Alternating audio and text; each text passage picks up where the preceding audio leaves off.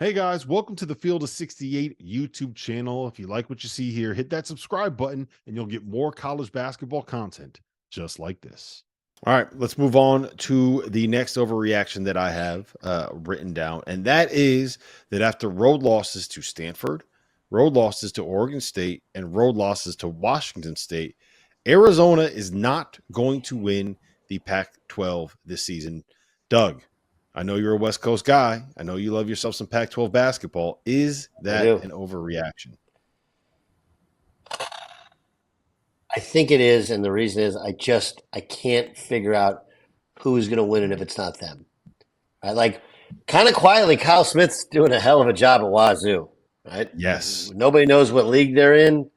They lost their best player to Villanova, Bamba, and then they lost DJ Rodman to USC, and they just keep winning games, and they just beat Colorado. Now, it should be pointed out the schedule got really weird in the Pac-12 this year. Traditionally, you do travel partners, right? So you Yeah. only Why did they play like change that? Do you know why they changed that?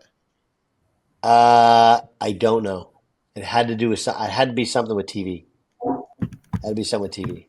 But they have some of these weird one-offs, whatever. Like for them, it's just a weird like you go and play Washington at Washington State, and then you play Utah, who's your travel partner. You play three in a row on the road. You know they lose the second one. The ones that are troubling is like how do you and Colorado wasn't healthy when they went to Arizona, right? They got stomped by Arizona and beat by Arizona State. That probably they're undoing. Otherwise, Colorado's the team that is most likely to take down Arizona. But they're not consistent enough. I don't see it. And Dana's going to do his thing at Oregon, but they just lost to Arizona at home. Like that's not going to happen. So I think by default, yeah, they're going to. I can't find anybody else going to win that league. It's because it's not because Arizona's great. It's because nobody else is good enough, Mac. Well, look, I think Colorado's going to beat them when they play them at their place, right? It's going to be the biggest because they didn't have a De Silva and they didn't have the big freshman who's super talented, and you play in that altitude, and Arizona's not going to win the game. But I just think Colorado's going to stub their foot elsewhere, whereas Arizona probably doesn't too many times.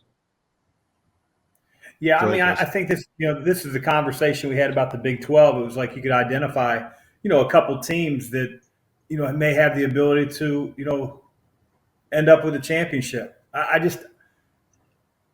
Arizona's right now tied with Oregon, and every team under them, I don't see how I don't think they're talented enough, and I don't think, first of all, talent level, I don't think they're close. I don't see Arizona losing enough games for somebody else to just come out of nowhere. I agree with Doug. I would think that team would be Colorado. Got a hell of a home court advantage. They got one of the best point guards in the country, but Arizona's pretty good in the backcourt as well. I want to ask you guys this. The situation for me, like I know that Caleb Love was incredible on Saturday night. 36 points, 12 for 18 shooting. Probably the best game that he's had for Arizona and the best that he's played, maybe even since the second half of that Final Four game against Duke. He was incredible. But to me, the key to Arizona is and always will be Kylan Boswell. When he's bad, and he can be bad, Arizona loses. And when he's good, and he can be good, we saw him at Duke, really good, they can win some big games. So Mac and Doug, I want you guys to both put yourself in Tommy Lloyd's shoes. We'll go to Mac first. If you're coaching a team and you got a point guard who's struggling like this, like how do you get him right? Like, is it a confidence thing with him? And I know you don't know from the inside, but just like, how do you fix this situation?